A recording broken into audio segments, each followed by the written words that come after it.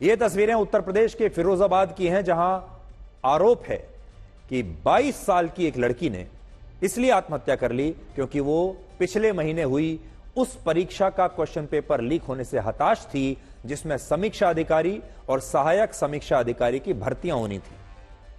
लेकिन आज उसकी मां चीख चीख कर यह पूछ रही है कि क्या हमारा सिस्टम, हमारी व्यवस्था इस आत्महत्या की जिम्मेदारी लेगा। मैंने बल्ब जला वो बेटा मैंने कोशिश लगाई, मैंने जाके नीचे कोशिश ढीली नहीं।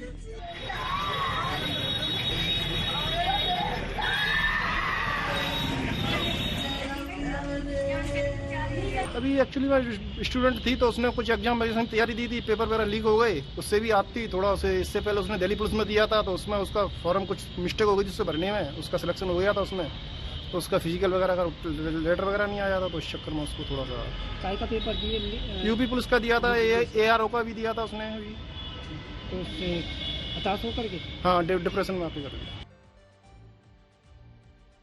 इस घटना के बीच उत्तर प्रदेश की STF ने कांस्टेबल भर्ती परीक्षा का क्वेश्चन पेपर लीक होने के मामले में 6 आरोपियों को आज गिरफ्तार किया है।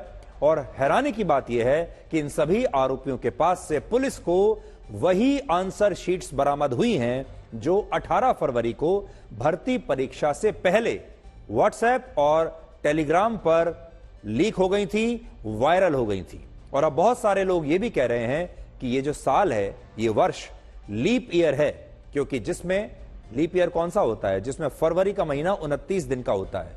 लेकिन यह लीप ईयर उत्तर प्रदेश के छात्रों के लिए लीप नहीं बल्कि लीक ईयर साबित हो रहा है। और यहां बात सिर्फ एक राज्य उत्तर प्रदेश की नहीं है।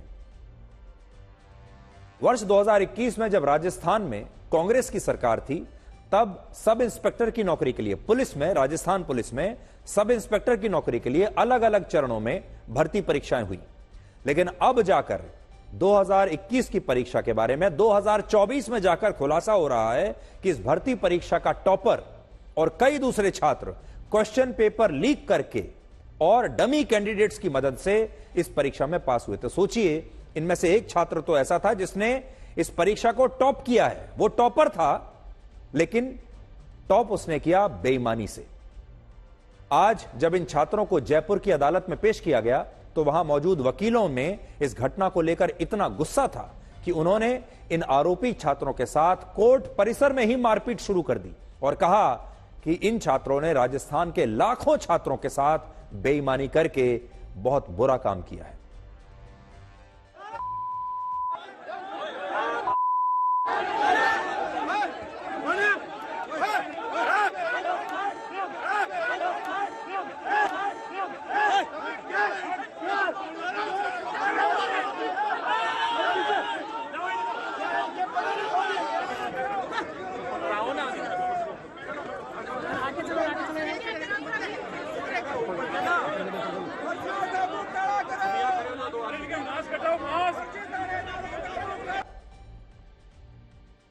सिर्फ एक राज्य की बात कर रहे हैं अभी हम, राजस्थान की। राजस्थान में अब तक फॉरेस्ट गार्ड, पटवारी, पुलिस में सब इंस्पेक्टर, प्लेटून कमांडर और जूनियर इंजीनियर की भर्ती परीक्षाओं का क्वेश्चन पेपर लीक होने के आरोप लग चुके हैं। और जैसे जैसे इनकी जांच आगे बढ़ रही है, वैसे वैसे और भी भर्ती परीक्षाओं का इसमें नाम सामने आ रहा है। और ये खबरें उन छात्रों का भरोसा तोड़ रही हैं जो इन परीक्षाओं को पास करने में अपना खून पसीना, दिन रात, रुपया पैसा सब कुछ लगा देते हैं। और यह समस्या कितनी गंभीर है, इसका अंदाजा आप इस बात से लगा सकते हैं कि अब देश भर से हमारे दर्शक हमें संदेश भेजकर, ईमेल्स लिखकर यह बता रहे हैं कि उनके यहां भी सरकारी नौकरियों की भर्ती परीक्षा के क्वेश्चन पेपर लीक हुए हैं, उनके यहां भी धांधली हो रही है। और हमारे दर्शकों के ये ईमेल, आज कुछ ईमेल्स में आपको पढ़कर सुनाना चाहता हूं।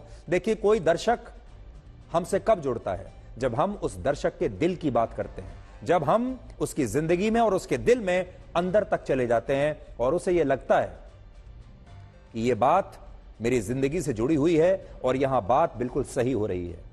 यह मेरा अपना अनुभव है कि जब भी हम कोई ऐसा मुद्दा उठाते हैं जो दर्शकों के दिल को छू जाता है, जिन्हें दर्शक समझते हैं कि ये मेरी जिंदगी के बारे में है, तब जाकर दर्शक उठता है वो पेन निकालता है या फिर फोन निकालता है या लैपटॉप निकालता है और उसके बाद वो चिट्ठी लिखता है। आज के जमाने में किसी को चिट्ठी लिखना आसान नहीं है, क्योंकि किसी के पास किसी के लिए समय ही नहीं है, और टीवी चैनल को तो चिट्ठी कोई बहुत ही मुश्किल से लिखता है आज के जमाने में, किसी के पास समय नहीं। लेकिन बड़ी संख्या में हमारे दर्शक हमें चिट्ठियां लिख रहे हैं, ईमेल्स लिख रहे हैं, व्हाट्सएप पर मैसेज डाल रहे हैं, सोशल मीडिया पर लिख रहे हैं, और हर व्यक्ति के पास एक ही कहानी है कि उसके साथ भी यही हुआ है, उसके गांव में भी यही हुआ है, और उसके विभाग में भी यही हो रहा है, और सबके पास ये कोई ना कोई कहानी है कि मैं भी आपको बता सकता हूं कहां कहां क्वेश्चन पेपर लीक हुए हैं, हमें सब पता है। हैरानी की बात यह है कि जब इस देश की जनता को इतना सब कुछ पता है, छात्रों को इतना सब कुछ पता है, ये सारे लोग जब मैं पढ़ता हूं तो ऐसा लगता है कि सबको तो पता है सब कुछ, और फिर भी हमारे देश में जांच बैठाई जाती है, कमिटियां बैठाई जाती हैं, वो कमिटियां सालों साल तक इन्वेस्टिगेशन करती रहती हैं और उन्हें तब भी कुछ पता नहीं चलता। और यहां हमें लोग लिख रहे हैं कि उन्हें सब पता है, वो सबूत तक देने के लिए तैयार हैं। इसका मतलब यह है कि व्यवस्था में लोग मिले हुए हैं, लोग चाहते हैं कि ये क्वेश्चन पेपर लीक हो जाएं। और मैं कुछ लोगों के जो ईमेल्स हैं मैं आपको पढ़ के बताना चाहता हूं। जैसे किसी ने मुझे लिखा है, dear Sudhir sir, another railway TTE posting घोटाला has also started at West Bengal's Sialda station. Lot of candidates have joined and started the training. और वो लिख रहे हैं मुझे कि 12.5 लाख रुपए इन कैंडिडेट्स ने दिए हैं और तब जाकर उनकी भर्ती यहां पर हुई है। और वो कह रहे हैं, ये हमारे दर्शक कहते हैं कि मैं कम से कम 2-3 कैंडिडेट्स की पूरी डिटेल्स जानता हूं जो पैसा देकर भर्ती हुए हैं। और उन्होंने मुझे अपना नंबर दिया है और वो कहते हैं कि अगर आप मुझे कॉल करेंगे तो मैं आपको पूरी डिटेल्स दे सकता हूं। एक और हमारे दर्शक हैं जो कह रहे हैं, I want to say that you are doing best work regarding paper leak issue, और वो हमें धन्यवाद देना चाहते हैं। और उन्होंने लिखा है कि बिहार में BSSC CGL 3 पेपर लीक का जो इशू है उसके बारे में उन्होंने बताया है, और उन्होंने कहा यहां भी ये जो पेपर है ये वायरल हो गया था और यहां पर भी बहुत धांधली हुई है। और वो ये कहते हैं कि मैंने खुद ये क्वेश्चन पेपर किया था, मैं खुद परीक्षा मैंने दी थी, और वो कह रहे हैं कि मैंने 150 में से 135 क्वेश्चन इसमें से किए थे। मेरे 150 में से 135 क्वेश्चन सही मैंने जवाब दिए थे, फिर भी मेरा नंबर नहीं आया, फिर भी मैंने क्वालिफाई नहीं किया, because all seats are setting by political leaders. और वो आगे भी बता रहे हैं कि इन एग्जाम्स में भी बड़े तौर पर धांधली हुई है। BSSC Bihar staff selection commission Bihar में, और CJL का मतलब है कंबाइंड ग्रेजुएट लेवल। ये हमारे दर्शक हमें लिख रहे हैं। एक और दर्शक ने हमें लिखा है, वो कहते हैं सांचौर और बाड़मेर से विगत 4 साल से टीचर परीक्षा, लेक्चरर परीक्षा और लेवल 3 की 80% नौकरियां के पेपर आउट या डमी कैंडिडेट के द्वारा हो रहे हैं, जिसकी जांच होनी चाहिए, और हम आपके माध्यम से सरकार से मांग करते हैं कि इसकी जांच होनी चाहिए। ये एक और हमारे एक दर्शक ने ईमेल लिखा। मैं उनके नाम नहीं बता रहा हूं क्योंकि नाम बताऊंगा तो उनकी जान खतरे में आ जाएगी, इसलिए हम जानबूझकर उनके नाम कोशिश कर रहे हैं कि आपको ना बताएं। एक और हमारे दर्शक हैं जिन्होंने लिखा है कि राजस्थान में SI का पेपर लीक भर्ती घोटाला कोई पहला केस नहीं है, पेपर लीक और डमी कैंडिडेट बहुत पहले से चल रहे हैं, कई लोगों का हक मारा गया है। 2015 और 16 में भी LIC AAO की परीक्षा से कई लोग ऑफिसर बन गए थे और अपनी जगह सॉल्वर को बैठाकर पेपर ऑनलाइन था, सेंटर पर कंप्यूटर स्क्रीन कॉपी करके सॉल्वर दूसरे कमरे से आंसर कर रहा था, सेंटर के भी लोग सब मिले हुए थे। उस टाइम रेट था 12 लाख से 14 लाख, पर किसी को खबर नहीं हुई और लोग अफसर बनके आज ऐश कर रहे हैं। ये हमारे एक और दर्शक ने हमें लिखा है। LIC AAO का मतलब है असिस्टेंट एडमिनिस्ट्रेटिव ऑफिसर, LIC में life insurance corporation of India की ये बात कर रहे हैं, उसकी भर्ती में। थोड़े से कुछ मैं चिट्ठियां आपके सामने पढ़कर सुना रहा हूं, और हमें ऐसा लगा जब हमने इस मुद्दे को छुआ, ये घर घर की कहानी है, ये हर परिवार की कहानी है, ये हर छात्र की कहानी है। और आज जितने भी छात्र हैं उन्हें परीक्षाओं के ऊपर से विश्वास उनका उठ गया है। इससे पहले वर्षों पहले तक जिन छात्रों ने परीक्षाएं दी हैं, उन्हें अब विश्वास नहीं हो रहा कि उनके साथ वाकई में धोखा हुआ है या उनका परीक्षा वाकई में उन्होंने खराब की थी। और एक के बाद एक लगातार लोग हमें लिख रहे हैं। हम आपसे यही कहना चाहते हैं, जब तक आप लोग जागरूक नहीं होंगे, जब तक हमारे देश की जनता और ये 38 करोड़ युवा और इनके परिवार, आप समझते हैं 38 करोड़ युवाओं का क्या मतलब है?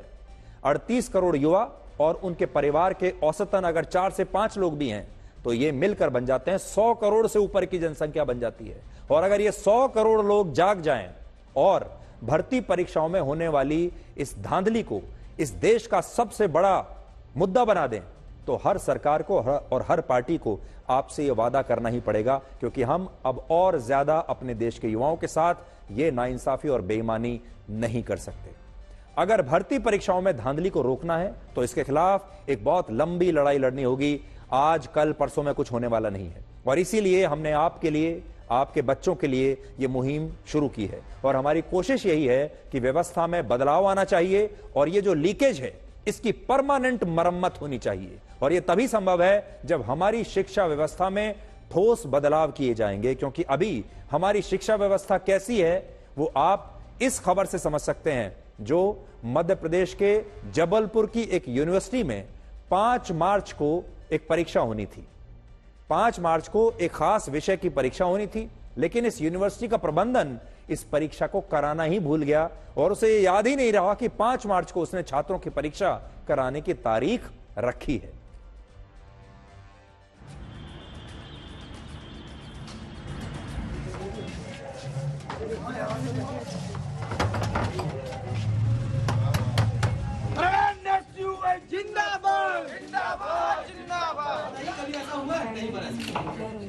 नोटिस से क्या हुआ? तत्काल नहीं भी बुलाई तो देखने नहीं कैसा भी होता है।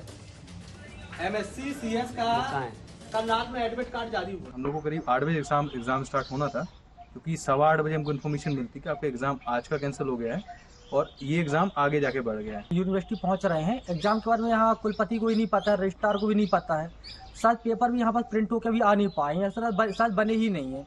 उनको ये भी नहीं पता कि MSc कंप्यूटर साइंस इस यूनिवर्सिटी से होती है या नहीं होती है। आज सुबह का पेपर था, तो उस पेपर में प्रश्न पत्र को लेकर कुछ समस्या हुई थी। छात्रों का वो प्रश्न पत्र हो नहीं पाया है। इसमें जो जिम्मेदार हैं अभी उनसे हम उनके विरुद्ध कार्रवाई करेंगे कि छात्रों की असुविधा क्यों हुई। तो अभी तक जो बात समझ में आई है वो ये है कि हमारे देश में जो पूरी व्यवस्था है, प्रशासन है, सरकारें जो चल रही हैं, वो शायद युवाओं के इस मुद्दे को बहुत हल्के में ले रही हैं। और हमारे देश में जो युवा हैं, उनके परिवार हैं, वो वर्षों से नहीं दशकों से ये सब देखते हुए चले आ रहे हैं।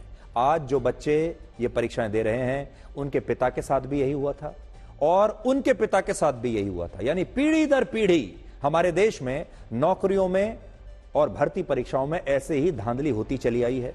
पीढ़ी दर पीढ़ी रिश्वत देकर नौकरियां लगी हैं।